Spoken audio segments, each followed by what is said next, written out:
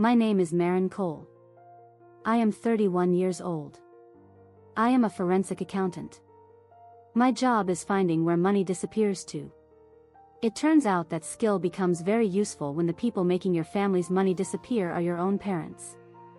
This is the story of how I watched my mother and father plan to abandon their 83-year-old stroke patient grandmother in a farmhouse with a cracked foundation so they could buy a villa in Costa Rica. And how I made sure they came back. On their knees. Let me tell you about Cloverfield. 40 minutes outside Asheville, North Carolina. 11 acres of rolling green hills. A farmhouse that has been in my grandmother's family since 1952. A small beloved bakery that my older sister Josie runs out of the converted carriage house on the property. The porch sags on one side. The plumbing makes sounds at night that could pass for a horror movie soundtrack. But it is home. It is my grandmother Nana Ruth's entire world. Nana Ruth is 83 years old. She had a stroke 2 years ago that left her with partial mobility on her right side and a memory that flickers like a candle in a draft. Some mornings she wakes up sharp cracking jokes about her physical therapist and telling stories about my grandfather. Other mornings she calls me by my mother's name and asks why the dog is not barking.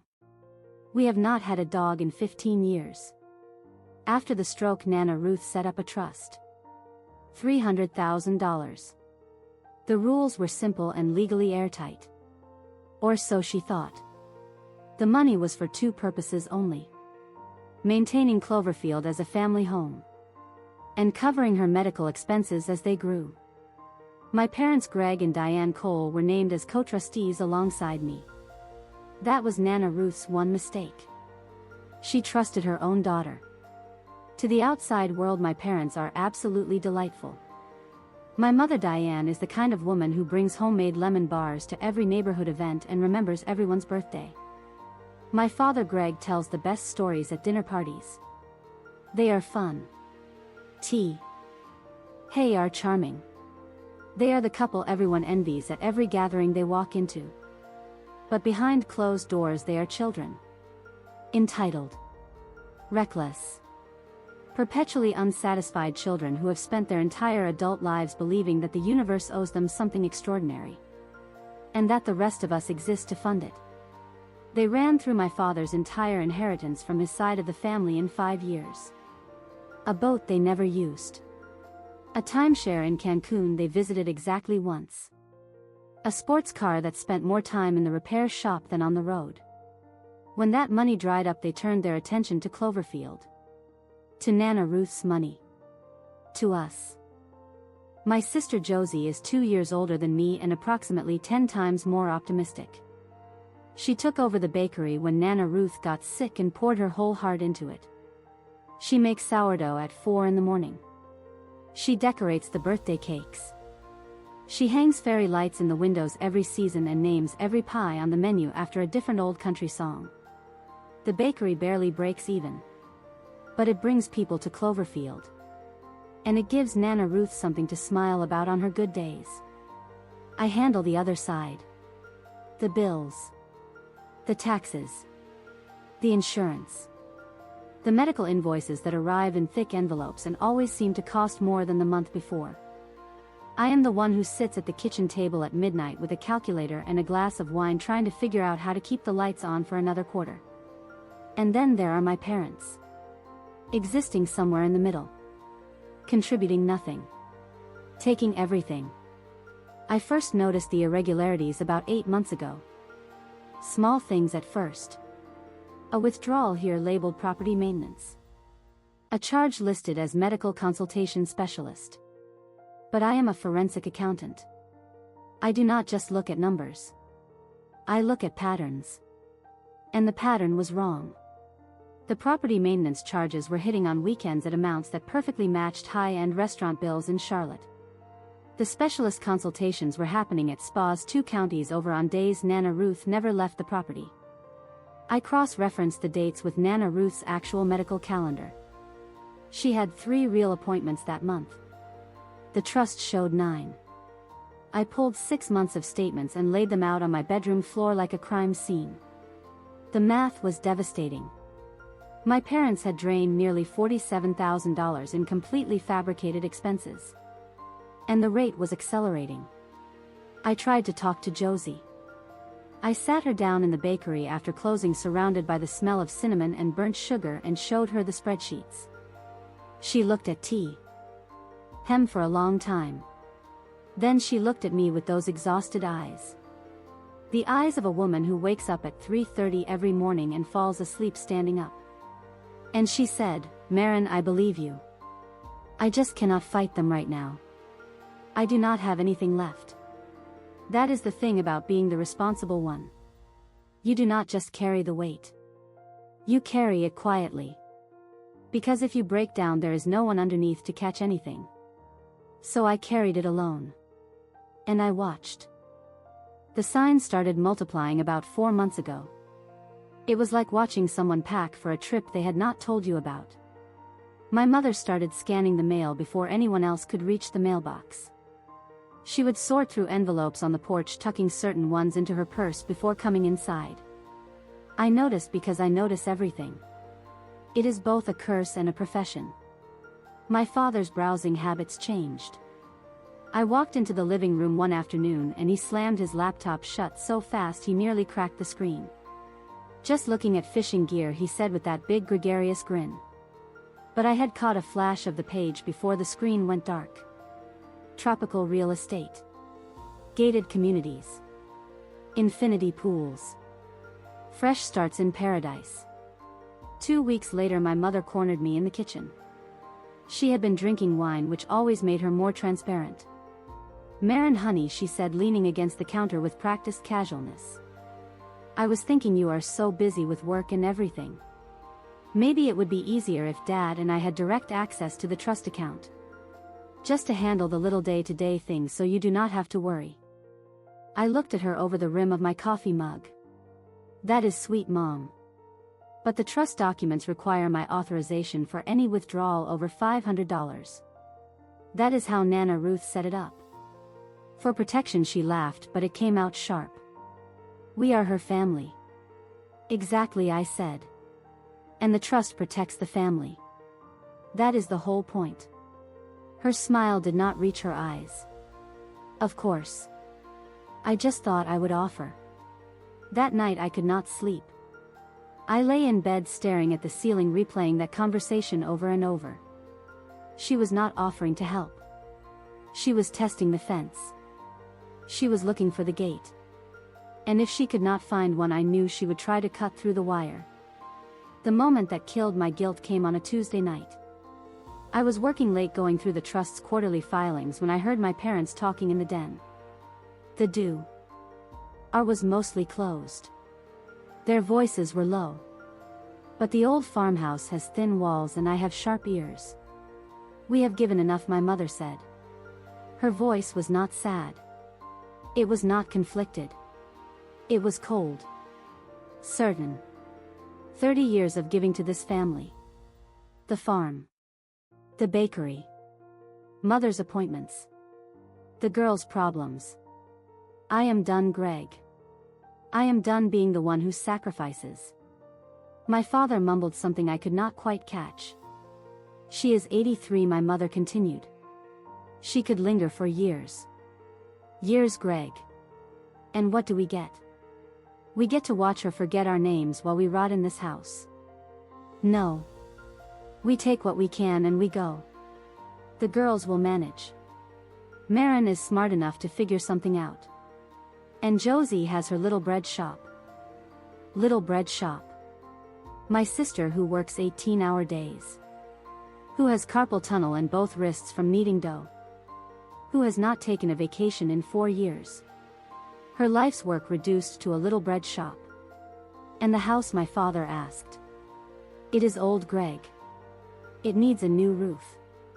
The foundation has cracks. Let them deal with it. Or let the bank deal with it. I do not care anymore. Let the bank deal with it." That phrase hit me like cold water to the face. They were not just planning to leave. They were planning to let everything collapse behind them. I went straight to my laptop. No more watching. No more waiting. Full audit. Every account. Every document. Every filing connected to Cloverfield and the trust. At 2 a.m. I found it. Buried in a stack of refinancing documents that my father had filed with the county clerk 6 weeks earlier. A home equity line of credit taken out against Cloverfield itself. The borrower listed was Ruthette Cole. My grandmother.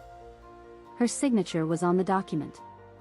Except my grandmother has not been able to sign her name legibly since the stroke. I pulled up a scan of her most recent medical authorization form. The one I had helped her complete just last month. Her signature was a shaky, uneven scroll. Fragile. Imperfect. Real. The signature on the loan document was smooth. Confident. Perfectly formed. It was forged. My father had forged my grandmother's signature to take out an $85,000 loan against her own home. The money had been withdrawn over the past 6 weeks in a series of cash advances and wire transfers. Some went to credit card balances. Some went to an account I did not recognize. I later found out it was a deposit on a property in Costa Rica. I sat there in the dark. My screen glowing. And I felt something shift inside me. The guilt did not just disappear. It burned away. It was replaced by something harder. Colder. And far more useful. They were not just being selfish anymore. They were committing fraud. Elder financial abu. SE forgery. And if that loan defaulted, and it would because no one was going to make the payments, the bank would foreclose. Nana Ruth would lose her home. The bakery would close. Everything my sister had built. Everything my grandmother had spent her entire life creating would be gone. Not because of bad luck. Because my parents wanted a villa with an infinity pool. The next morning I called in sick to work. I drove to the bank first. I sat down with the branch manager and explained that I was a co-trustee and needed to make an emergency restructure. I had the legal authority. I had every document in a folder organized by date and category. I opened a new account. The Ruth Cole Protected Preservation Fund. With only 2 authorized signatories. Myself and Josie. Then I initiated the transfer. $263,000. Everything remaining in the original trust after my parents' months of theft. Moved into the new account. I left $12,000 in the old one. Enough to look like a prize. Enough to confirm what they were planning. Not nearly enough to save them from what was coming. Then I drove to see a lawyer. Not a family attorney. A criminal defense attorney who also handled elder abuse cases. Her name was Patricia Langford, and she had a reputation for being ruthless in exactly the way I needed her to be. I brought her everything. The forged loan. The phantom trust withdrawals. The documented pattern of financial exploitation going back 8 months. She reviewed it all in 40 minutes. Looked at me over her reading glasses. And said, "Your parents are in very serious trouble. How do you want to handle this?" "I want them to have a choice," I said. "But I want both options to be mine." I spent the next week preparing.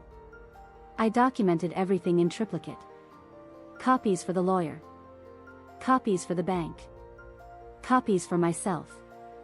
I contacted the county clerk's office about the fraudulent HELOC filing. I set up alerts on every account connected to the trust. And then I waited. I did not have to wait long. It was a Saturday morning. Josie was already at the bakery prepping for the weekend rush. I was helping Nana Ruth with her morning exercises in the sunroom. The light was coming through the windows in long golden stripes. Nana Ruth was having a good day. She was humming an old hymn and telling me about the time my grandfather built the porch swing. He measured it 3 times, she said, laughing. And it still came out crooked. But I loved it. I loved everything he built because he built it for me. My parents came downstairs dressed in what I can only describe as resort casual. Linen pants. New sandals. My mother had gotten her hair done. My father was wearing sunglasses indoors. "Morning, girls," Mom said brightly, kissing the top of Nana Ruth's head. She lingered, held her mother's face in her hands for a moment. "You look beautiful today, Mama." It was the most tender I had seen her be in months. It made my stomach turn, because I knew exactly what it was. It was a goodbye. "We have got some errands in Charlotte," Dad said, jingling his keys. "Might be an overnight thing." "Sure, Dad," I said. "Drive safe." I watched them load 2 large suitcases into the trunk of their car. Outlet Mall. Right. They pulled out of the driveway at 9:15 in the morning. I know because I checked the time. I check everything. The hours passed quietly. Josie came in from the bakery around 3 with flour in her hair and found me at the kitchen table with my laptop open and every document spread out in neat organized rows. "What is all this?" she asked. "Sit down, Josie." I told her everything. The phantom charges. The forged loan. The Costa Rica property deposit. The fact that our parents were at that very moment probably boarding a flight out of the country. She did not cry. Not at first. She just sat very still. Her flour-dusted hands flat on the table, staring at the wall behind me. "How long have you known?" she whispered. "I have been watching for 8 months. I have been certain for 6 weeks. Why did you not tell me?" "Because you were barely sleeping. Because you were holding this place together with your bare hands. And because I needed to fix it before I told you, or it would have destroyed you before I had a chance to protect anything." She looked at me then and I saw something I had never seen in my sister's eyes before. Not sadness. Not anger. Recognition. She finally saw what I had been carrying alone. "Did you fix it?" she asked. "Yeah," I said. "I fixed it." At 7:42 that evening the text arrived. "Costa Rica, here we come. Transferred what we needed from the trust. This is our time, girls. Take care of Nana. We will send pictures. Love, Mom and Dad." I showed it to Josie. She read it twice. Then she put the phone face down on the table and pressed her palms against her eyes. When she finally spoke, her voice was thick but steady. "They actually did it. They left their own mother. They left all of us," I said. "But they did not take what they think they took." I gave it 72 hours. 3 full days. I wanted them to settle in. I wanted them to unpack. I wanted them to wake up in their new paradise and taste what they thought was victory. On Tuesday morning my phone rang. International number. Costa Rica country code. I let it ring 4 times before I answered. "This is Marin Cole." The voice on the other end was tight and panicked. It was the property manager of a luxury retirement community called Vista del Sol. A Mr. and Mrs. Cole had arrived 5 days ago. They had moved into their unit. They had eaten at the restaurant. They had used the spa. And that morning when they tried to finalize their residency payment, a $60,000 deposit, the transaction had been declined. Every transaction after that had also been declined. Their cards were empty. Their trust account showed a balance of $12,000. Nowhere near enough. And now Mr. Cole was in the manager's office, red-faced and screaming that his daughter had robbed him. "Could you put my father on the phone, please?" I said. There was a shuffle. A door slamming. Then my father's voice, ragged with fury. "Marin, what the hell did you do?" "I protected Nana Ruth's money, Dad. That is what I did. That was our money. We are trustees. You had no right." I had every legal right as co-trustee to move funds when I identified unauthorized withdrawals, which I did. $47,000 in fabricated maintenance charges and spa visits billed as medical consultations. I documented all of it. Silence. "And Dad, while we are talking about rights, let us talk about the $85,000 home equity line of credit you took out against Cloverfield using Nana Ruth's forged signature." The silence turned into something different. Something afraid. My mother grabbed the phone. Marin, sweetheart, let us not blow this out of proportion. We can work this out. We just needed a little help getting started. We were going to pay it all back. Pay it back with what, Mom? The first payment on that fraudulent loan is due in 3 weeks. If it defaults, the bank forecloses on Cloverfield. Nana Ruth loses her home. Were you going to pay it back with your Costa Rica sunset? She started crying. The performative kind. The kind that used to work on me when I was 16. You do not understand, she sobbed. We gave everything to this family. You deserve nothing you did not earn, Mom. And you definitely do not deserve anything you stole from an 83-year-old woman with brain damage. I laid out their options clearly and calmly. Option 1. I would wire them enough money for 2 economy tickets back to Asheville. No upgrades. No comfort. When they arrived, they would meet with me, Josie, and our attorney Patricia Langford. They would sign over full ownership of Cloverfield to Josie and me. They would relinquish all trustee rights permanently. In exchange, we would use the protected funds to pay off their fraudulent loan and save the property from foreclosure. They would be allowed to live in the small apartment above the bakery under the strict condition that they contribute to the property through daily farm maintenance and supervised access to Nana Ruth. Option 2. They refuse. The fraudulent helot defaults. Patricia Langford files criminal charges for elder financial abuse, forgery, and fraud. We file for full conservatorship of Nana Ruth's affairs. Their names go into county court records permanently. Their charming reputation in Asheville becomes a mugshot. My father tried to negotiate. What about a middle ground? We keep the apartment in our name at least. There is no middle ground, Dad. You forged your own mother's signature to steal her home. Middle ground ended the night you decided an infinity pool was worth more than her safety. They argued with each other for the rest of the day. I know, because my mother called Josie 4 separate times trying to play us against each other. Each time Josie said the same thing. Talk to Marin. She is handling it. It was the first time in our lives my sister had fully let me take the lead. And it felt like a door finally opening between us that had been closed our entire lives. They flew back on Thursday. Economy seats. Middle row. 14 hours of travel including a layover in Miami. Josie, Patricia Langford, and I were waiting at the Cloverfield kitchen table when their taxi pulled up. They looked smaller somehow. Deflated. My mother's resort tan already fading at the edges. My father would not look anyone in the eye. I slid 2 folders across the table. Folder 1 is the full accounting. Every unauthorized withdrawal. Every forged document. Every dollar you stole from your own mother's trust. Folder 2 is the transfer agreement and the terms for your continued residence at this property. Patricia Langford explained the legal implications in her calm, devastating way. She did not raise her voice. She did not need to. The facts were loud enough. My mother tried one last performance. I cannot believe our own daughters would treat us this way. After everything we have done for you. After everything you have done for us, Josie said quietly.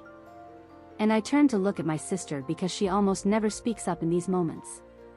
What you have done for us is leave your 83-year-old mother alone so you could go live on a beach. What you have done for us is forge her name on a loan that could have taken her home. What you have done for us is call my bakery a little bread shop when it is the only thing that has kept this place alive for 2 years. My mother's mouth opened. Nothing came out. My father signed first. He did not fight.